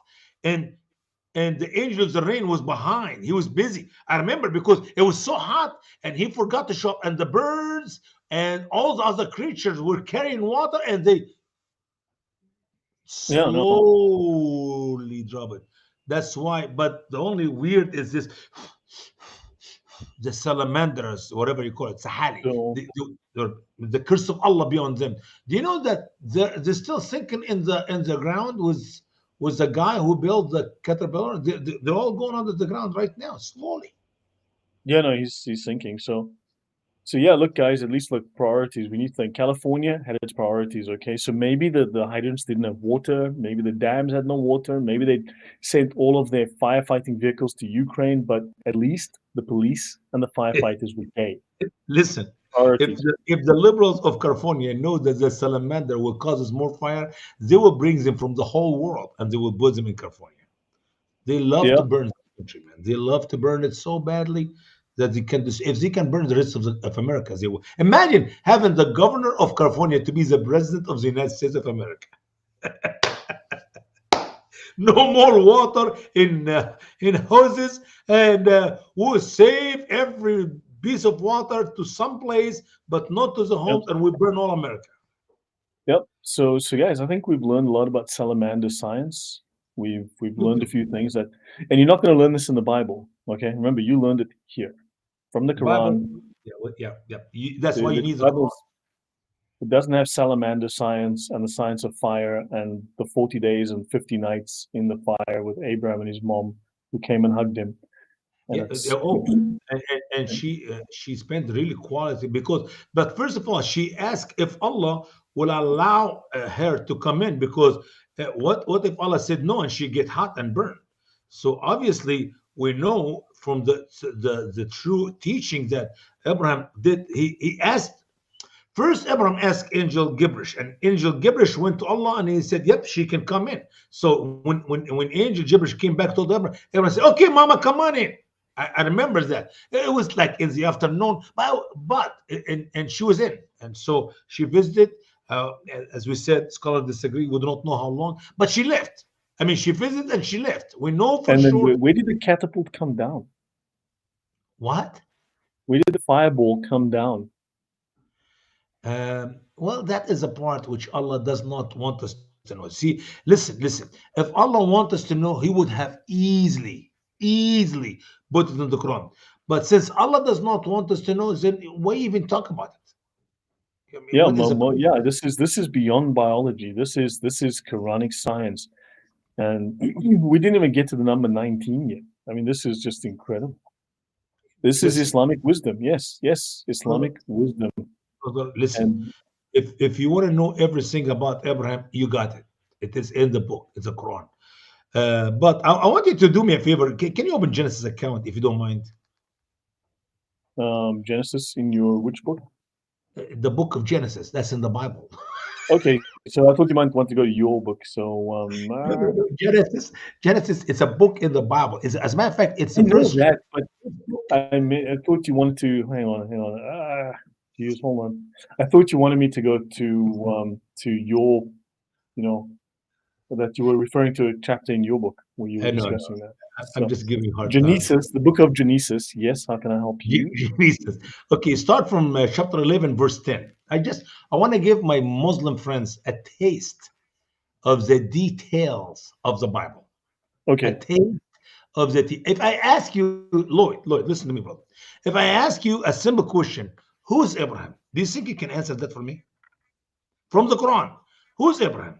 What He answer do you was a think? guy that was shot out of a cannon that was on fire, and his mom came to visit him, and he tried to worship the sun, the moon, and the planets, and Yeah. then And then his father tell him, I'm gonna stone you, and you'll be a way leave you alone, and a then long time. You're gonna be far away from me for a long time. And we know, okay, how about just I'm gonna ask you to read a few verses to know where did Abraham came from, his family. You know that I can tie Adam to Jesus in the Bible? well, That is a thank real you. genealogy now. We're not making it up. So, for example, let's talk about Abraham in 11:10. Go ahead. Yeah, just thank you to Anton Bala. Really appreciate that donation. That was very kind. Casey the cat. That would be off topic for the satanic verses. I'm sure I've discussed it elsewhere, but I have several episodes on the whole discussion around child marriage and consummation of, let's say, with kids, with infants. You will find that on my channel under the Sharia stuff. You can search for that. It is sick. It is sick. Yeah, If I you have see, detailed stuff. So I don't really want to get off topic now. I get stroke attack, man. I get heart attack when Muslims talk about the word morality and Islam in one verse or one sentence. Yeah. It is like you have I to mean, be kidding. they'll just lie to you and block you and get upset because they can't defend Islam.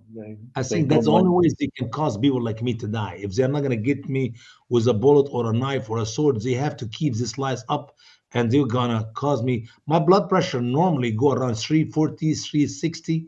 The high is now is at 600. So the doctor told me, stop doing this ministry. You're gonna die. Most of them Yeah. are gonna kill you with high blood pressure. All right, let's read what the Genesis. These are the generations of Shem. Shem was 100 years old. He begat Arphaxad 2 years after the flood. Shem lived after he begat Arphaxad 500 years, and he had sons and daughters. And Arphaxad lived 530 years and begat Salah. Arphaxad lived after he begat Salah 403 years and begat sons and daughters. And do I have to go through all of this? Well, I want to show my Muslim friends where Abraham come from. And I know we escape these things, Yeah. but can you imagine the details of we know who is the father of who, the son of who, the grandson of who, Yeah, and the so whole on? genealogy is here. Okay, now let's go to Terah. Okay, And 20. Nahor lived 9 and 20 years and begat Terah. Yeah. Nahor lived after he begat Terah 119 years and begat sons and daughters. And Terah lived 70 years and had Abraham, Nahor, and Haran. And these are the generations of Terah. Terah begat Abraham, Nahor, and Haran begat Lot. So Haran now we died. know from 1127, we know the relationship between Abraham and Lot. Lot is his nephew. So Lot they call him Uncle Abraham. In the Quran, you could never. Let me say Never would the know. chance for you to tell me who is Abraham and who is Lot in relationship to Abraham is you don't know. You have no idea. Yeah. Keep going. Abraham and Nahor took wives. The name of Abraham's wife was Sarai, and the name of Nahor's wife Milcah, the daughter of Haran, the father of Milcah and the father of Iscah. But Sarai was barren; she had no child. And Terah took Abraham his son, and Lot the son of Haran, his son's son, and Sarai his daughter-in-law, his son Abraham's wife, and they went forth with them from Ur of the Chaldees to go into the land of Canaan. And they came unto Haran and dwelt there. And the days of Terah were 205 years, and Terah died in Haran. Notice they were going to the land of Canaan. God called Abraham to go to the land of Canaan. He's going with his father and his brother and his nephew and his wife, and obviously we know Lot have his own wife too. I mean, here is the details. We know where Abraham comes. Let's go to the next chapter if you don't mind. Next chapter, brother. Chapter 12. I'll go to the next chapter. Abraham's journey to Egypt. Now the Lord said unto Abraham, Get thee out of thy country, and from thy kindred, and from thy father's house, to land I will show thee. And I will make of thee a great nation, and I will bless thee, and make thy name great, and thou shalt be a blessing. Oddly enough, if you read the Sirah, this blessing is applied to Muhammad. I know. They ascribe this to Muhammad. Sure. And I will bless them that bless thee, and curse him that curse thee. And in thee shall all families of the earth be blessed. So Abraham departed as the Look Lord at had now. spoken to him. The whole earth will be blessed through Abraham, through his seed. The Apostle Paul write about it, singular seed. That is Jesus Christ. The whole purpose, listen to me, my dear friends, Christians, Muslims alike, the whole purpose why God called Abraham to leave Iraq and to go to the land of Canaan is to set a nation, to set a people group who are called the Jewish people, those who will be the only people on earth to worship the true God from Abraham days until Christ come in the flesh. And that's why we have the genealogy all the way from Abraham to Jesus. And through Jesus Christ, the whole earth will be blessed by receiving the forgiveness of our sin. That is when Jesus died on the cross and he was buried and rose again. And the prophecies of the Old Testament about that day, the resurrection day of Jesus, is written throughout the Old Testament. Christianity is not something we made up in the 2,000 years ago. It is actually started with that promise to Abraham, the unconditional covenant God made with Abraham, that he will bless the whole nation, the whole earth will be blessed through Abraham's seed, singular seed. That is our Lord and our Savior Jesus Christ. If Muslims cannot understand that, they will continue to worship Allah and believe in Muhammad and believe in the fairy tales of the Quran and believe the greater fairy tale in the interpretation of so-called Muslim scholars, and they will miss the point. Abraham is not about the nonsense we talked about today or the next few weeks as we continue to talk about Abraham. Abraham is about a covenant made with that man that he will be blessed, and through him the whole world will be blessed.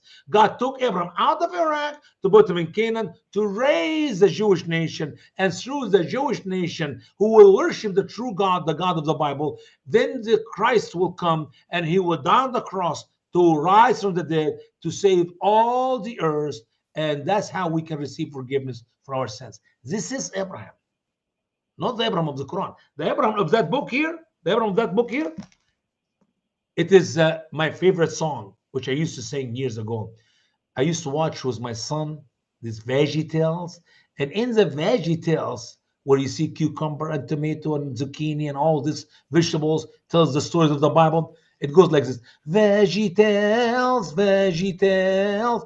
Now I get, wow, fairy tales, fairy tales, fairy tales, fairy tales. The Quran is a fairy tale. And if you follow the Quran about Abraham and every other name, as we have seen so far in the previous 5 chapters, as we're going to see in the next 34 more chapters, 35 more chapters, it's a fairy tale. You're missing the point. The Bible did not talk about Abraham to give us some fairy tale like we read in the Quran. It's talking about a covenant made with that man. And if you're missing it with Abraham and Isaac and Jacob, and then the 12 sons of Jacob, and you get to the tribe of Judah, and from the tribe of Judah, Jesus Christ is born. If you miss that, I don't know why we even read the Bible. What is the purpose? And that is what happened in that book. We missed all the truths about Adam, about Abraham, and about the rest of the biblical It's teaching. a cheap fake. It's a cheap substitute. It's dumb. Yeah, I mean, it's yeah. Yeah, so I am back. So yeah, okay, yeah. So don't let them know about Cinderella. So don't show them pictures of pumpkins. We're Okay, not going to do because they'll that. get ideas. They'll get ideas. Wait a minute. We're not going to talk about that. No, because you don't want Muhammad to get ideas if you show him a pumpkin. Then the Quran get bigger and bigger, huh? And it's gonna get pulled by mice. Oh, my world. Are you serious? Hey, Um, we got more than that. Wait until we get to, there's so many stories, by the way. If we cover everything, that study will go forever. That study yeah, will go forever. well, I don't think my brain can hold out that long. Can't take any more than that. That is a good Yeah. level. We just keep it that way. Hopefully, we can finish these 2 volume books without losing our brain, and then God help us. Yeah, you're right. So final word, Casey. Yeah, look, once you learn about Islam, once you understand it, it's shocking. It was for all of us. I think all of us were devastated by just understanding the depravity, the lies. And look, you're just gonna have to. You'll get through it. Just be But patient. here's You'll the get. fact, Lloyd. Most Muslims, when I say most Muslims, I'm talking about 90% of Muslims or even more, do not know, they don't have an idea about the things we share in this podcast or anything else we talk about in all these people who are doing a great ministry online. I'm thankful. Years ago, it used to be few people speaking the Arabic language. Now we got plenty of people, and we just need more and more of people to speak the truth about Islam that we can be set free. What is that? Is this Alexander the Great?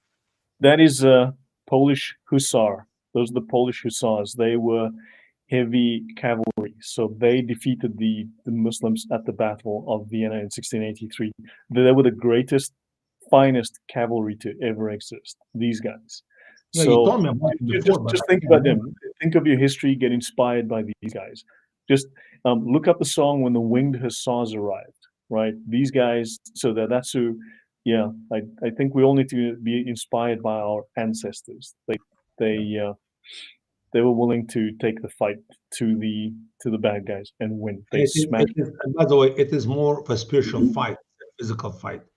I think the only way the world can win the war against Islam is to speak the truth, set the people free through Jesus Christ, or kill the last Muslim, which will never happen. I mean, I know these people you talk about, they have a fight and a battle and they won, but the Muslims are everywhere else. The Muslims are everywhere else.